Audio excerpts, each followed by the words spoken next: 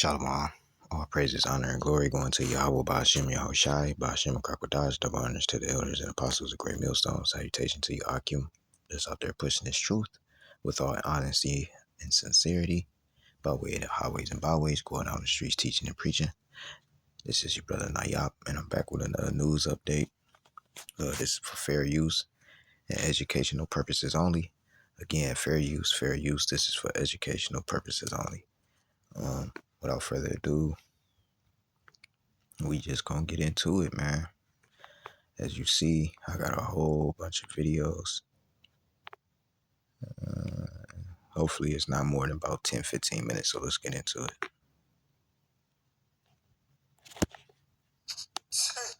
I guess we ain't gonna never stop, huh? Look at this. We got the Mexican governor right now. That's the Mexican governor. He's just been picked up, removed from the ICE. He was the former head of ICE. And he been picked up in Mexico for money laundering. Look at this. Look at this. The head of ICE. His own people. And they want him. That's a deal that they had made with the Mexican president. The Mexican president just made the deal to get him. They just came and picked him up out of office. Right there. Look at him. He should be platter all over the news. Look at him, man. Look at this guy. How can you be in the United States government and continue to do this stuff? We need better overseeing of our system. This is ridiculous. This is just ridiculous, man.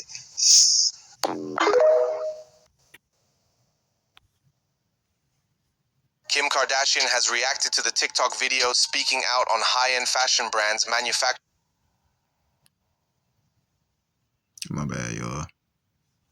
Kim Kardashian has reacted to the TikTok video speaking out on high-end fashion brands manufacturing their stuff in China. A factory video from China has got fashion fans all over the world seriously questioning what they're paying for. In the clip, a worker calls out massive brands like Louis Vuitton and Zara, saying they get a huge chunk of their products made in Chinese cities like Guangdong and Dongguan, even though they act like everything is made in Europe. According to the worker, more than half of Louis Vuitton's bags come from those two cities, and 90% of the brand's silk comes from a factory in Hangzhou called Huaxili. Online, fans of luxury brands are feeling really let down. They've spent thousands on pieces they thought were handcrafted in Europe using the best materials, but now it seems like that may not be true. Some people say they don't mind because they're paying for the brand and image, not the materials, but a lot of others feel like they've been lied to. Even with all this going viral, Louis Vuitton and Zara haven't responded at all.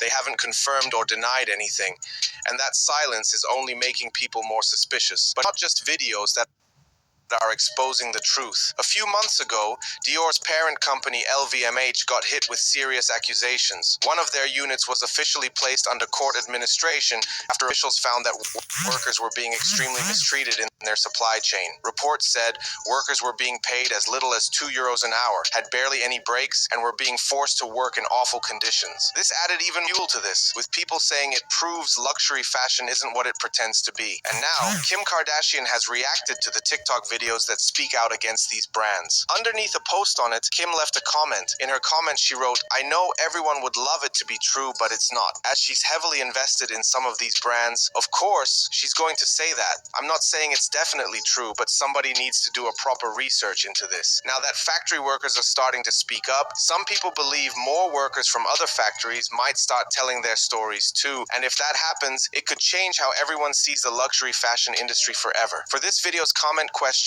do you believe, Kim, that this isn't true? Before you go, be sure to give this video a thumbs up and subscribe for daily. Alright, well, breaking news. So China has stated that they are open to talks with the United States and Trump as long as Trump shows respect.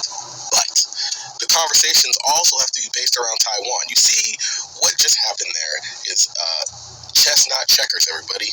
Basically, what they are now stating, in a way, is the only way we'll talk to you is, one, you show us fucking respect, and two, you have to have a conversation about Taiwan. And we all know what the conversation is going to be based around. It's going to be based around the United States' defense agreement with Taiwan.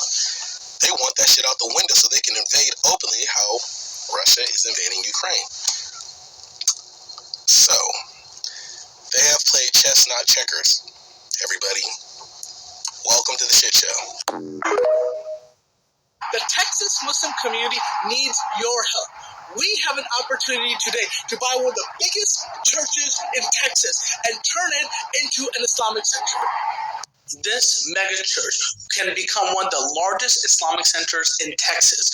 It is a beautiful facility that can be used for a dawah center, a youth center, a classroom for school, a prayer hall, and so much more. I just want to say, man, these Muslims, these Islam, these Palestinians and Arabs and shit like that, man, these Syrians and all that, man, they have a agenda. It sits on 4 acres of land and is a staggering 56,000 square feet of built area. It already includes 3 buildings that are move-in ready and we can just go in tomorrow. In the Quran, Allah subhanahu wa ta'ala says, those who spend their wealth in Allah's way, by night and by day, secretly and publicly, they will have their... Breaking news, so if you haven't heard, Russia had bombed a place in Ukraine called Sumy. Every casualty was civilians. They were gathering for church and religious practices, deceased, injured, or fighting for their life still. Were all civilians. Well, Russia has come out and stated that they bombed a military gathering. There's videos from the incident. Every single person was a civilian gathering for religious views, whatever. They just blatantly lied. Publicly. Just straight up lied. Please, research before you believe. Research me. If I say something, research it. I'm going to say this until I'm blue in the fucking face. Don't believe anything I say off of the first couple words out of my mouth. Ever. Look it up. Breaking news, so if you haven't heard.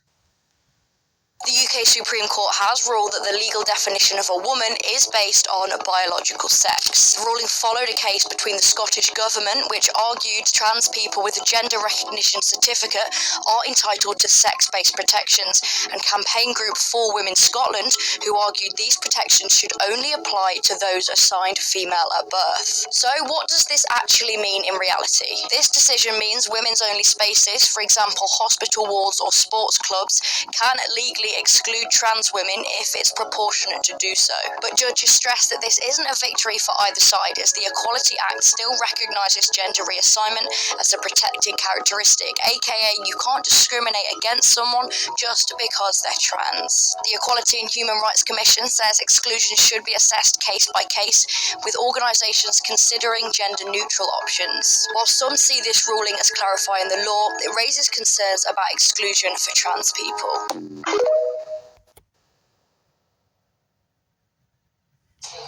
But you know what I'm so shocked at, Jackie? Potentially, guys. 9.5 Potentially. billion. I thought we saved a minimum of $250 billion. Why start so low? Yeah, we've got to go back actually and look at the numbers because there are conflicting stats in the Politico reporting and the NPR reporting. It looks like the NPR or the New York Post reporting includes cuts to NPR and PBS as well as 8-point-something billion for the State Department, while the Politico reporting puts the State Department and USAID cuts at 26, which would include the 8 that's referenced in the New York Post. So we're trying to get a solid number. Our reporting is that the White House has passed a rescission package, but we're trying to nail down exactly what that number is. Okay, guys, really quickly, when it comes down to like PBS and specifically NPR, I like the fact that they exist in a way that you don't have to really pay for a service to utilize them, right? But I think if you start dabbling, let's say, into governmental or like political type of things, then I understand why most likely, probably, you need to probably be defunded in some manner at least. You should not be attempting to push political ideology specifically onto the masses, right? At all, and not of the government dollar at least, right? So anyway. Yes. All right, thanks so much. Thanks. So it's a pretty big deal. I mean, they cut off the rare earth. We should be shocked. We should be getting them from them anyway. Why we're depending on them for everything. And the other thing is with Boeing planes, you only got one other shot, Airbus. So it's either you want a Boeing or you want Airbus, but Airbus just can't replace something that takes time to produce, Lawrence. Not at the scale that's required, at least. Some pain here, Brian. I mean, there's just no sugarcoating it. I hate that it had to be this moment that we started doing manufacturing in our country, because it seems like in many respects we're just not prepared for it. We're Maybe not. the president can get some type of operation like Operation Warp Speed, where we start to produce at a massive scale.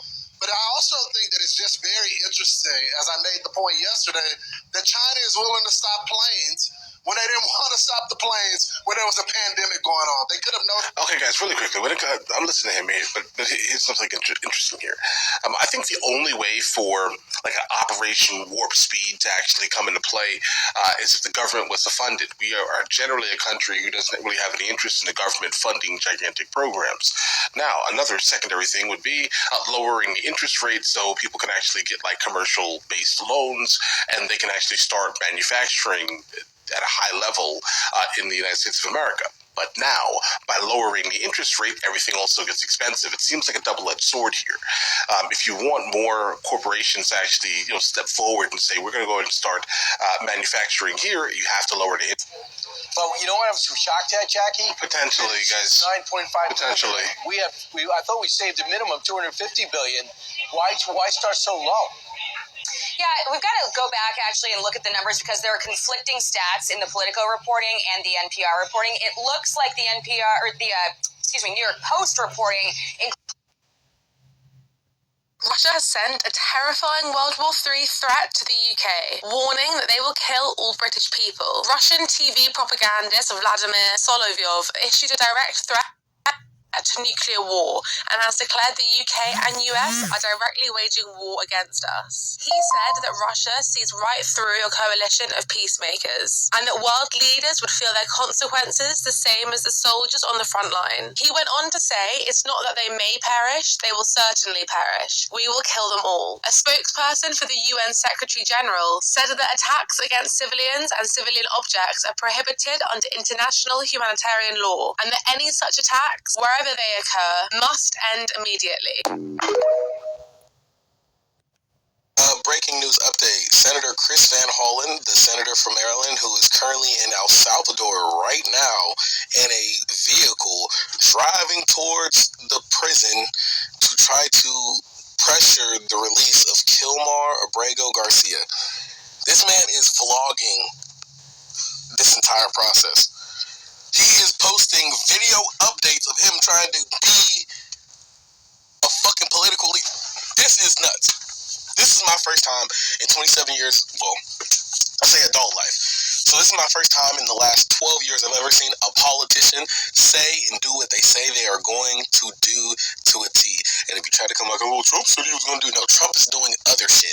See, there's extra shit added into it. This man said, I'm going to go middle of the week. It's Wednesday. It's the middle of the week. And I'm going to go to El Salvador to pressure the release. And he has vlogged every fucking moment. He hasn't skipped a goddamn beat. On God. Chaos erupting at a concert outside of Mexico City after singer Luis Conríquez told the audience he would not be singing narco corridos or narco ballads, songs that glorify drug cartels and the drug trade and are banned in some Mexican regions. Narco ballads came under renewed scrutiny after the band Los Alegres del Barranco projected images of El Mencho, the leader of the Jalisco New Generation cartel, during a performance in March. The band was set to play in the Bay Area at the end of April, but the United States canceled their work and tourist visas following the incident in March. That decision announced by Deputy Secretary of State Christopher Landau in a post on X, saying, in part, I'm a firm believer in freedom of expression, but that doesn't mean that expression should be free of consequences. New York's collapse hits. I'm Steve Van Meter. Manufacturing's crumbling, sparking a disaster as panicky markets. You won't believe what this means for the labor market and why it's soon going to spread nationwide. Now, let's over to Bloomberg, where he picked today's story up with a headline as New York manufacturing contracts, why outlook slumps on tariffs. And we warned that this was coming. There was going to be a payback period from the pandemic that was already built in. But what happened? We started to front run the tariffs, creating even a bigger vacuum of what was to come in the economy. And now we're facing probably the biggest question mark going going forward, and that's tariff uncertainty. It just hit in New York, and as you're about to see what's happening there, it's going to spread all over the nation. New York State factory activity contracted in April for a second month, while a gauge of the near-term outlook for business conditions plunged, get this, to the lowest level since 2001 in the wake of Trump administration's extensive tariff plans. And think back, just after the election, what happened? Business optimism surged. Everybody said that this was going to be a huge plus for the economy because Trump was pro-business. Here we are now in April with expectations outright plunging, and the big risk right now is for U.S. labor that's facing an even bigger uncertain financial future. The Federal Reserve Bank of New York's General Business Conditions Index rose 11.9 points, but still remains in contraction at minus 8.1, indicating New York is a continued contraction in its manufacturing sector, something we're going to see all over the United States. The outlook for business conditions slumped more than 20 points to minus 7.4, the second lowest on record, as manufacturers anticipate shrinking orders and shipments over the next 6 months. And this is important to understand, because if manufacturers were just saying, look, we're really concerned about the conditions right now, but our outlook for the future is optimistic, then this would actually be a good report and the market would respond accordingly.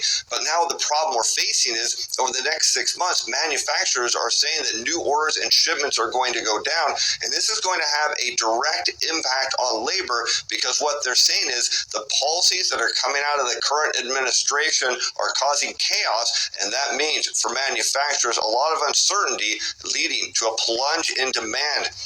The gauges of future bookings and shipments dropped to the lowest in data back to 2001, as manufacturing in the U.S. looks to get bleaker.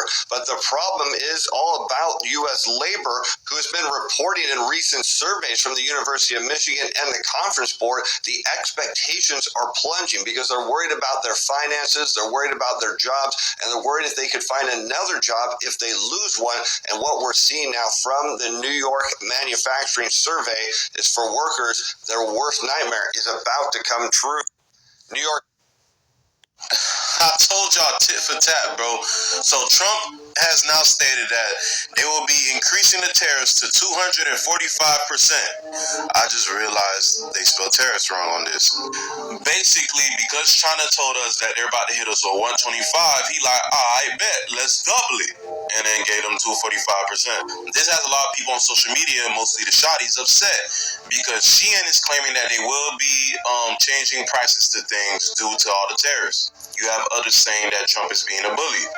But believe it or not, China put out a statement saying that they're willing to negotiate with the United States, but the reason that they keep hitting the U.S. back with tariffs is to basically show that we're not scared of y'all, or like, we're not scared to fight back. You have people pointing out about the mineral situation that China has now said that they're not going to give anymore. And people are saying that that just shows that the United States needs to stop relying on China for so much, and we need to start relying on ourselves, while others are saying that by trying to do this, we are affecting China's economy and innocent people who don't deserve what's going on, that we just need to let it go. I'm just repeating what is being said on the internet. What do you guys think about this whole situation? I told y'all. Breaking news. China cancels the sale of TikTok and will charge Americans for using it. What many feared has just come true, following the brutal tariffs imposed by Donald Trump to Chinese products. But the most shocking thing is coming now. From the end of April, U.S. users will have to pay a mandatory monthly fee to continue using TikTok the way you listen to it. Beijing said it bluntly. If they want to bleed us with tariffs, we'll also pay for our luggage. This measure would be impossible to avoid even with VPN, and would mark the beginning of an unprecedented digital war between the two powers. TikTok would become free. Make a mandatory payment platform for Americans. It is a silent but accurate revenge that directly hits the pockets of millions of young people who use the app every day. The exact price has not yet been revealed, but internal sources confirm that the tariff is ready to be implemented and will completely change the TikTok experience. In the United States, we are facing the end of the tick. Wladimir Wladimirovich, kann ich was bieten? Ich möchte gerne Sie was bieten, wenn es geht. Ich weiß, Sie können mich verstehen, ne? Ich würde gerne Ihre Staatsangehörigkeit bekommen.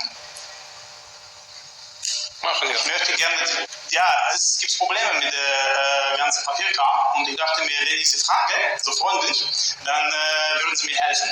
Außer Sie versteht mich keiner hier wahrscheinlich, aber außer Ihnen. Und ich würde gerne die deutsche Staatsangehörigkeit abgeben und die russische bekommen. Okay, es geht. Wir bleiben im Kontakt und lösen das Problem. Es ist kein Dankeschön. Nicht danke. А где вы жили в Германии? Wo haben Sie gewohnt in Deutschland?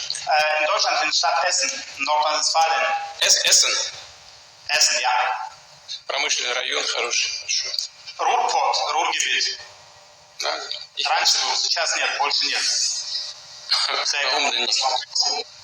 Warum nicht? Bitte? Was ist passiert? Was ist los? Was passiert? Was ist los? Ja, die machen alles kaputt, ne? Okay. Gut. Ja, ich wünsche Ihnen was. Ja, alles Gute. Breaking news, it is being reported, and I'm so fucked up to have to say this shit, but the senator that traveled down to El Salvador to meet with Abrego Garcia met with the vice president, and the vice president informed him that the United States government is paying them to hold Abrego Garcia, and that is the reason why they can't release him. They can't release that man because our government is paying them to keep him. That's the reason why the El Salvadorian president said, I don't have the power to release him because he took blood money. Let's call a duck a fucking duck. It's blood money. Breaking fuck the news. The girls are fighting. Again, there may be a political civil war taking place among the MAGAs. Witkoff, Vance, and Hexit want to take a diplomatic approach to the issues with Iran. Wow. Rubio and what's his name, Waltz, want to take a very strategic assault with Israel, a joint operation assault with Israel on Iran. The ladies are fighting and they can't figure it the fuck out. Enjoy. The New York City Medical Examiner's Office says actress Michelle Trachtenberg, who died unexpectedly recently, died from complications with diabetes. She was just 39 years old. Her death shocking fans in February. She was known for her roles in Buffy the Vampire Slayer and Gossip Girl. Breaking news. I've tried to post this video twice now, and both times it got taken down. I don't know what I'm saying in it, so I'm going to keep it very short and frank.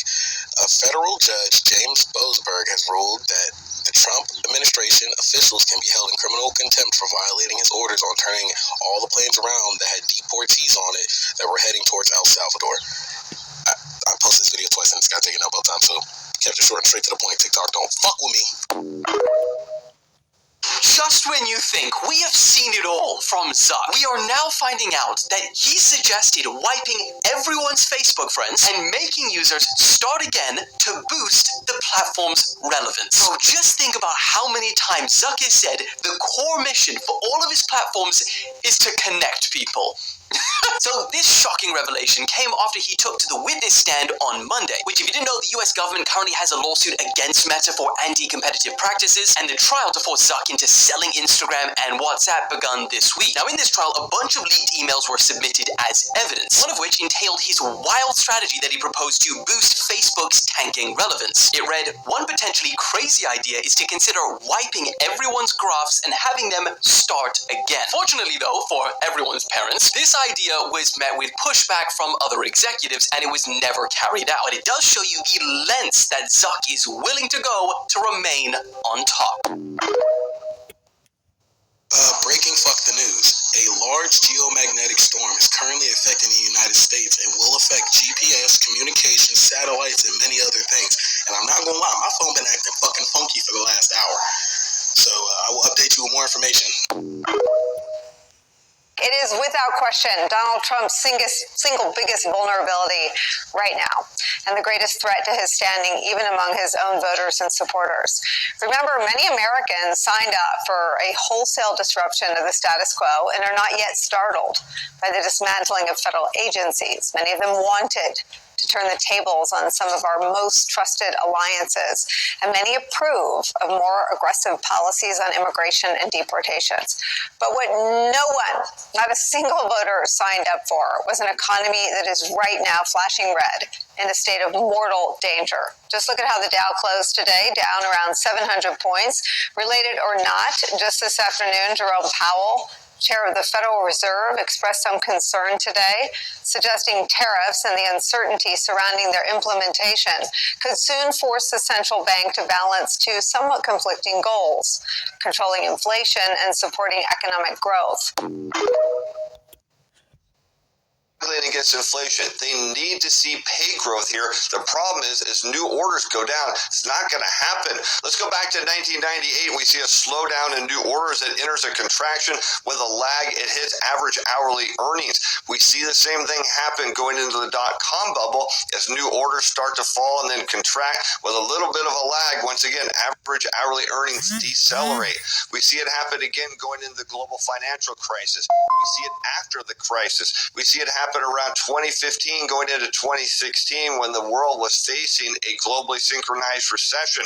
And then we saw it again before the pandemic as we saw, of course, a collapse in new orders led to a flatlining of average hourly earnings. And look what's happening now. Going all the way back to 2022, we can see new orders have been on the decline. What New York is suggesting, we're going to go into a further contraction here with the expectation we could see a very deep contraction for workers. This is the worst case scenario because it means, as you can clearly see, average hourly earnings are headed down, not up, and that is a big problem, again, as workers struggle with inflation. But we can see evidence that their take-home pay is going to shrink as well as we now overlay average weekly hours of production and non-supervisory employees, this shown in red, and you can see a more instantaneous reaction by manufacturers as new orders go down. What happens? They immediately cut hours. So what we find out is they still give pay raises, just not as big of ones, but what they do is cut hours, because if you don't have new business, you don't have need to produce. If you don't have that, well, that means you've got to cut expenses anywhere you can. You see that happen again around 1998, just a little slowdown in new orders led to a big decrease in hours worked. Happened again going into the dot-com bubble. We're right in sync going into the global financial crisis. We see that happen around 2012, while, of course, pay growth was massively decelerating. Workers were getting more hours, but in the end of the day, their take-home pay wasn't increasing nearly as much as they needed. We see it happen again going into the pandemic. It's very clear. And we can see going back to 2022, they're right in sync, except there's this big jump in hours worked. And what that is evidence of is manufacturers front running the tariffs. What they're suggesting right now is shipments and new orders go down, that hours are going to drop, pay growth is going to shrink. And that means take on to our next big trade. You too can join us. Hit the links in the description below. Grab your coupon code for a free 30-day free trial. Stay tuned to the end of the show because costs are going up, and this means for the economy we're likely headed right into stagflation. We can see outlook for factory activity has now hit a 24-year low as the index for future orders has dropped to the lowest level since 2001. Here you can see general business conditions plunging. You can see outlook for new orders plunging as well. But here's the problem. Prices paid is going up. Against inflation. They